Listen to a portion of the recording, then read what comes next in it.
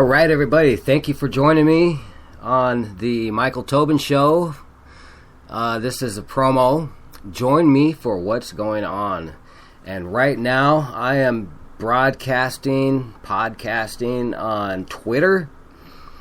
It is going to YouTube. And it is on my Spreaker audio podcast.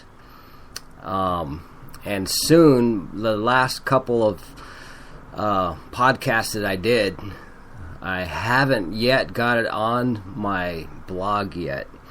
But as of right now, this is going on 3 different things. YouTube, Twitter, and Spreaker, all right now. It's amazing. As a former AM 1,000-watt AM Christian radio broadcaster from the 1990s, this is really amazing, folks. I mean, we're part of a thing that it's like, I was watching some Twitter videos last night. I was surfing Twitter, and it's just amazing. The people who are getting their word across, whatever their hobbies may be, whatever their spiritual mission may be, news, Bible teaching, all kinds of things. So I'm going to go ahead and get right into this, and this is going to be a pretty neat promo, and I want you to stay tuned for the end. I'm going to talk about just what is next with ISIS. What is next with ISIS? Because this is what is going on. What the heck is going on? So I encourage others to go ahead and start a blog and a podcast and share what the Lord has put on your heart. We're without excuse. Our little pet projects that we seem to be involved with right now, they're really not an excuse to not engage in actual spiritual warfare. Spiritual warfare, it could just be donating some money to the missions project. It could be actually going to the park with a group of kids from church. But what you do, don't just do one thing and say, hey, that's good for the year. No, do something continuously, okay? Sure, smile at somebody in the mall. Smile at people at work, make their day happier, make their day better and not worse. You know, that's shining as a light. That's being the salt of the earth.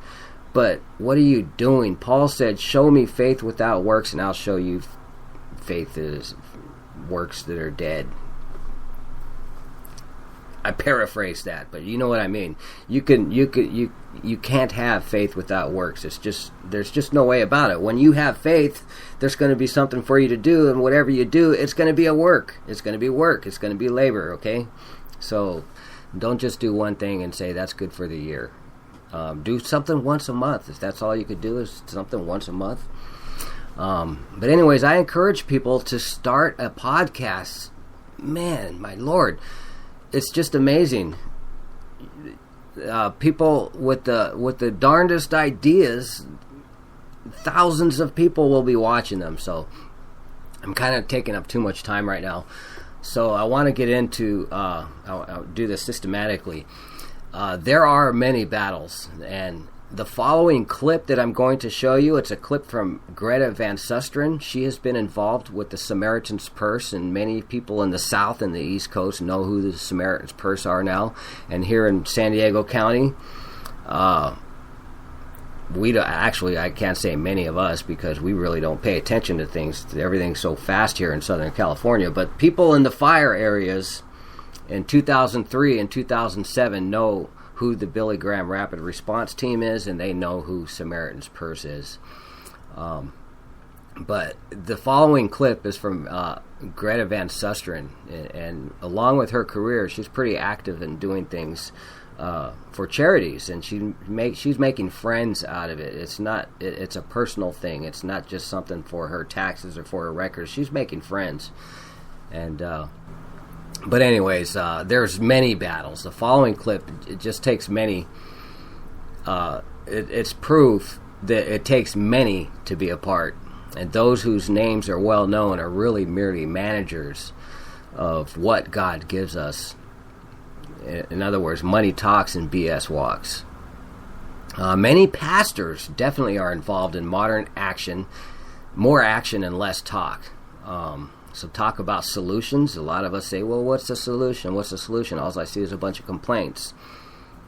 Well, guaranteed, many of those who are pointing fingers from the pews and the keyboards would have no time to point fingers and complain if they were actually doing something. I heard from a national security expert that he has no faith that the single most important factor in winning against our enemies, and what goes in your mind right now, ISIS, okay, they're an enemy. We have lots of enemies. He says he has absolutely no faith in the single most important factor in winning against our enemies can even be achieved here in the United States, which is simply awareness, because too many are too self-absorbed to even care. Awareness is number one. Then comes action. Here's a current video clip of what our pastors, many pastors, are involved with.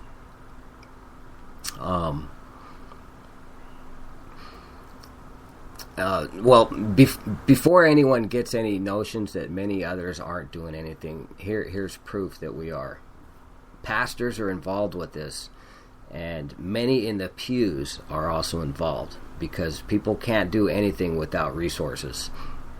So let's not forget about the gospel, though. The gospel is number one. You don't have to be in a video to be involved. Remember the account. Remember the account where many stayed by the stuff as King David went and rescued the captives. And they all shared equal participation and reward, whether they stayed by the stuff or went out to the actual physical battle themselves. And guaranteed, those who stayed by the stuff actually were busy doing something instead of pretending that they were useful. So I'm going to go ahead and, because I'm on Twitter, I'm going to go ahead and switch the camera view to this video.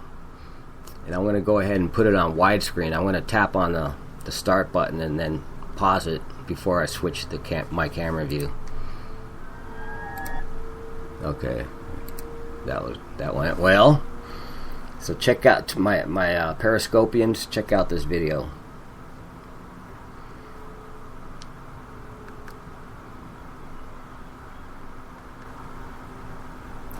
I'm supposed to be able to tap twice on my screen and then switch. Come on, tap tap. Yep, tap tap tap-a-roo. Okay, check this video out, folks.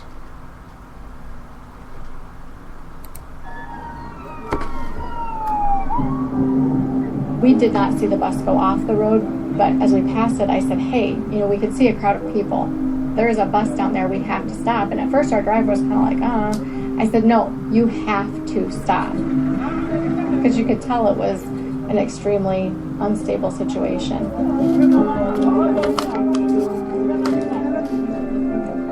On Saturday, May 6th, a Tanzanian bus full of children, 35 children and 3 adults, plummeted into a ravine. Of those on the bus, only 3 children survived. Providentially, there was a group of short-term missionaries from STEM, Siouxland, Tanzania Educational Medical Ministries, and they came upon the accident. You're dealing with really dead body after dead body coming up that you can't do anything with other than dignify them as much as possible while they're laying there. The healing part for us who were at the scene has really been the 3 survivors. They knew right away that these 3 children survived out of the 35 had significant injuries that could not possibly be treated in Tanzania. This case gripped the nation of Tanzania. Doreen, 7th grade girl, probably had the worst injuries. The other girl was Sadia. She had a good attitude, but the pain was really getting to her.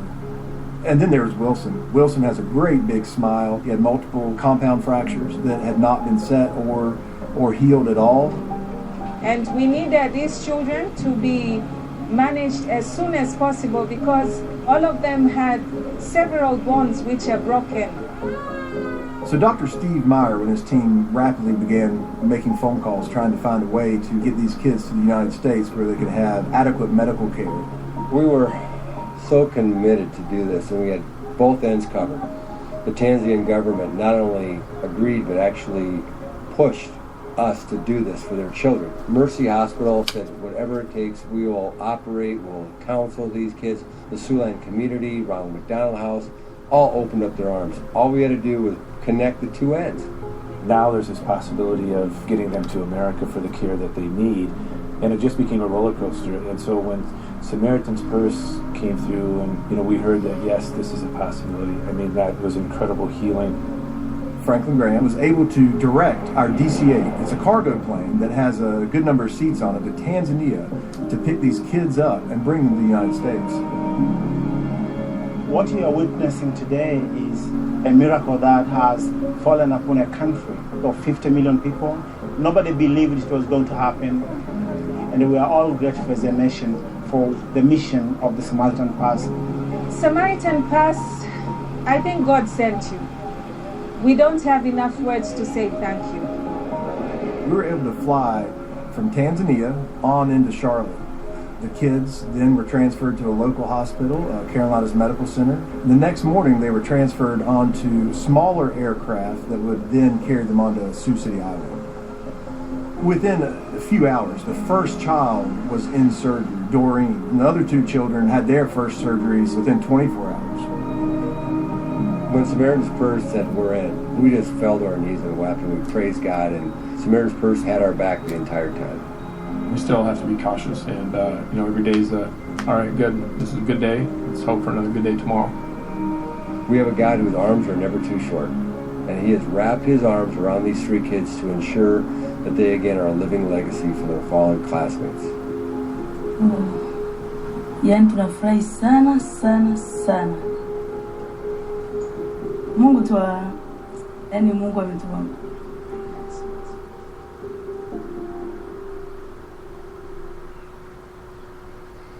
All right, you hear that, folks? See, this is a battle. And did you hear that lady? She said that, I believe God sent you. Such a simple, it's as simple as that, folks. That is a battle. And Samaritan's Purse is involved with that. So, for some reason, I just felt like sharing that video, and maybe you guys can repost this promo because of just the word that's involved in it. And share this, and please subscribe to my Spreaker account, YouTube, my blog. I've got all the information here. Well, check out, before I get into what's going on. Hey, what's going on? What the heck is going on? This is my little studio. It's at my sister's place, it's my bedroom, but I've got a couple of monitors, a microphone, TV, and for as long as all this lasts, until I go somewhere else. But I do have a good report. I actually mentioned it in my last broadcast that it was cut out because at the beginning of the broadcast, there was probably like a 15-second dead air. But I got a job. I got a full-time job, and it's 5 days a week, Monday through Friday, and every other Saturday. So it's full-time, and that's going to start in the middle of this month. So I'm going to be able to start pursuing more of what I'm doing right now, because I encourage everybody, like I said, to go ahead and start a blog. What is the Lord showing you? Share it with people. Because that's what Jesus said. Preach the gospel to the world, and what a great opportunity. If you just go to Twitter and at the top where it says search, just type in Christian Periscope group or something like that, and look at what people are doing. It's just amazing. It's all passing me up, and I'm already behind the times. But anyways, I'm going to go ahead and taparoo this screen right here to get back on my face again for all us Periscopians, and conclude this with what is next for ISIS.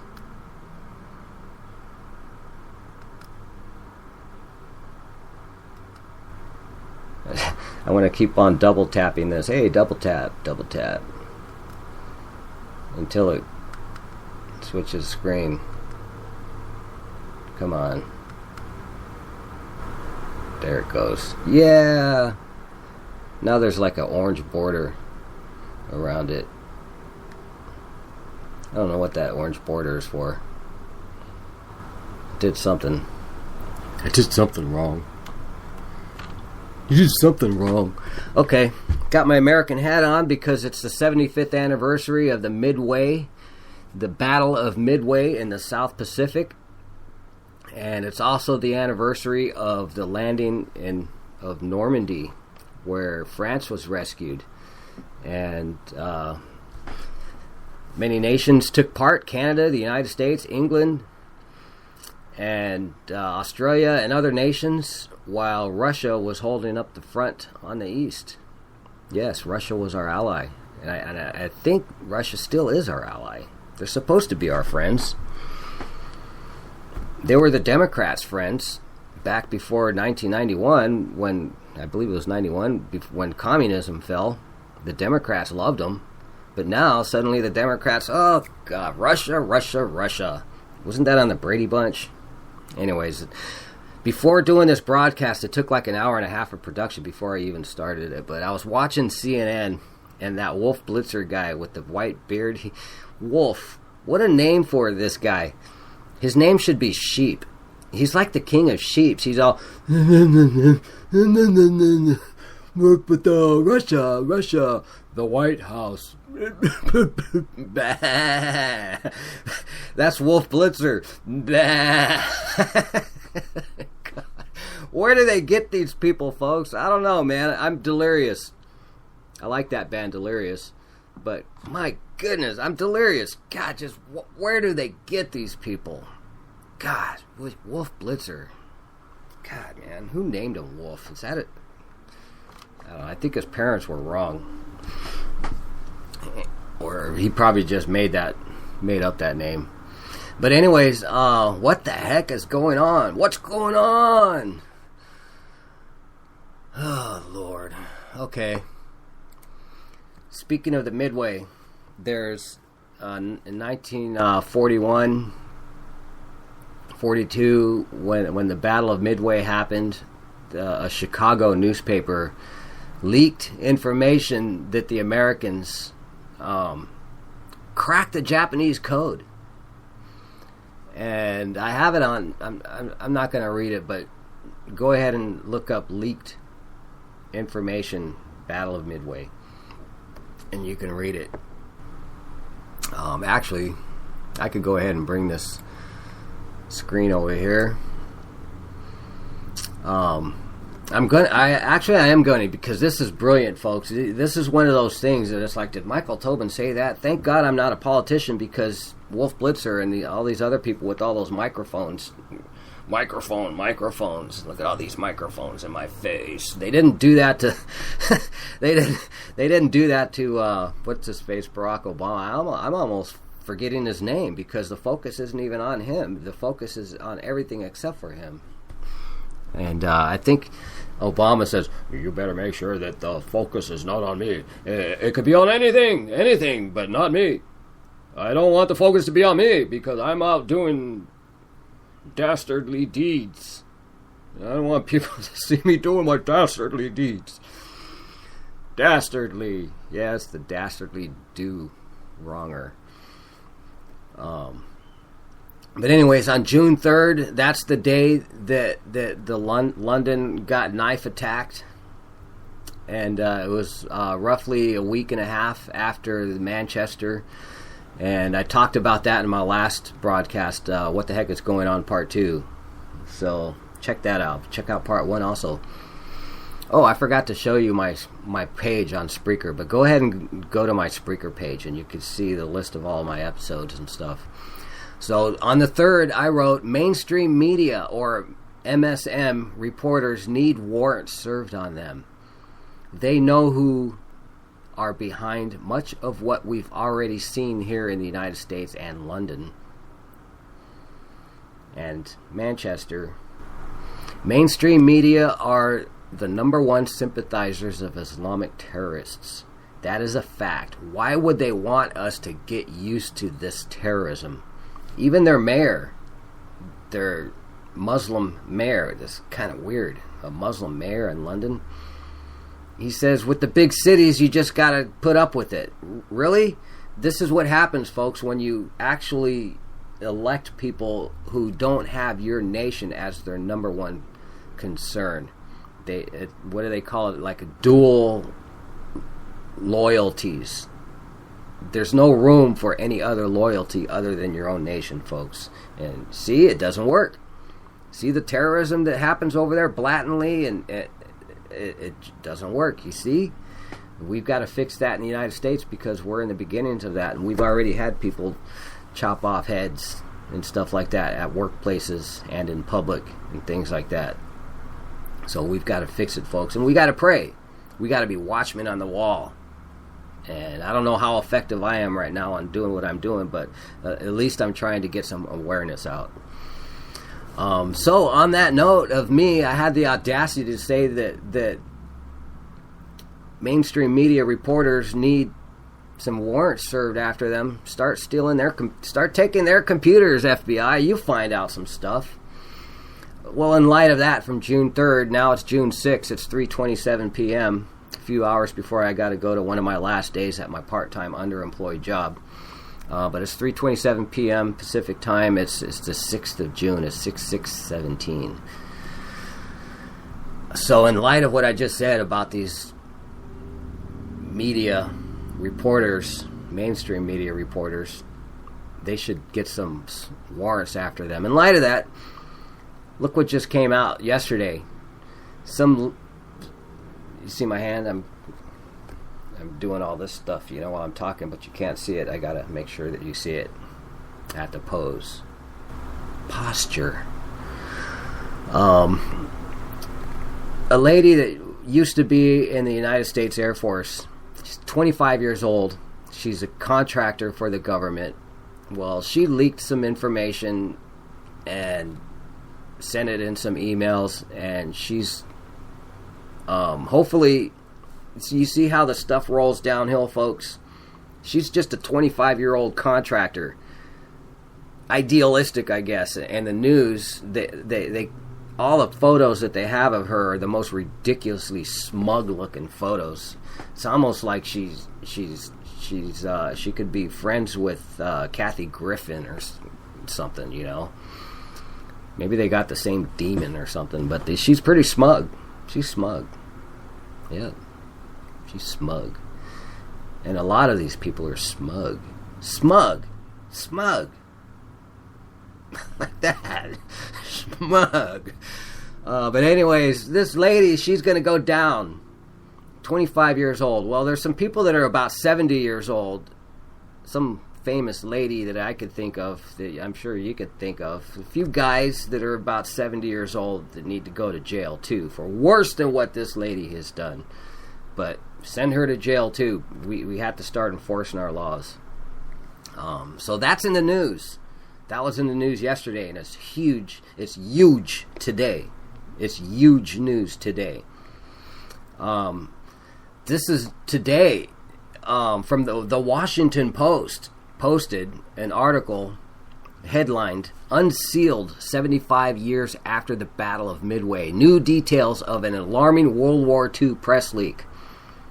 The Tribune story enraged U.S. military leaders and led to a grand jury probe whose testimony would remain secret for decades. And it was actually the first time ever that an investigation like that was done. So you could read about that, folks. Now, I wish I had a producer because I'm trying to do all this in sequence and everything, but what is going on with ISIS? What is next with ISIS? I'm going to type in my friend on my Facebook. Craig C. Drop down. Wait. Craig C. White. He's been on my show. Are you listening, Craig C. White? I go to his page because after watching the news about ISIS, what's going on in Mosul, about the same time he posted. Let's see, 2 hours ago. The two ISIS capitals are under siege in Raqqa, Syria, and Mosul, Iraq. The ISIS organization is expected to be greatly reduced in the next couple weeks. We've been anticipating this, folks. Those of us who are actually reading valid news reports. My friend says, I think that the prophet Nahum predicts the flooding of ISIS in Mosul, which is actually where what's that guy's? My head is spinning right now. Jonah and Nineveh. Jonah preached to Nineveh. He had a hard time getting there, but he made it. That's where Mosul is, where Nineveh is in the Bible, okay? Lots of secrets out there. I think that the prophet Nahum predicts the flooding of ISIS in Mosul. Read my commentary titled The End of ISIS is Near. And that's from my friend Craig C. White. Go to his website. It's hightimetoawake.com. And this is what's up. This is what is ahead, prophetically speaking. And if you've been watching the news, it's just common foresight. The battle to liberate Raqqa from ISIS will be over quicker than Mosul. Exclusive. Speaking to the independent and SDF fighter on the front line, says the geographical nature of ISIS's de facto capital in Syria will make it harder for the jihadis to defend. So back to my friend. I'm going to his page now. High Time to Awake. This is part of what I do on my spare time. I don't have gas to go places, to celebrate Memorial Day and Veterans Day and stuff all the time. Hardly anywhere, but I'm being useful while I can. If you can't do one thing, try doing something else, as long as it's useful. So, let's see, how long is this? This is a long one. But anyways, the Bible does predict that Mosul or Nineveh is going to be flooded. It was flooded by nature a couple thousand years ago. And a palace was buried in that flood. Well, that flood has been out of sight and out of mind for thousands of years until just recently it was uncovered after heavy rains. And so there's a palace that the Bible spoke of that was going to be flooded, and it was flooded, and it's going to be flooded again. So you got to go to hightimetoawake.com and check out my friend's blog, and he's got books. He's got some good books, and I've got some good books too. You can check it out in my information. But check out his writing, The End of ISIS is Near. And from today, the 6th of June, 2017, within a few days, I believe the dam, they have a huge dam in Mosul. It's under disrepair right now. It was built in the 1980s. It's going to break, and ISIS is going to be destroyed. And that's why the warnings keep on going out, that people are trying to escape, and people are escaping with the help of lots of people, militaries, the Italians, the Canadians, the Australians, Americans, the Iraqis. They're rescuing people. So thank God for that. So that's what's up. That's it, folks. I'm going to go ahead and end this broadcast right now. I hope you guys enjoyed it. So check out my lineup. Stay tuned for whatever the next time is. With my next job, I'll probably be able to be telling you what day and time I will be broadcasting.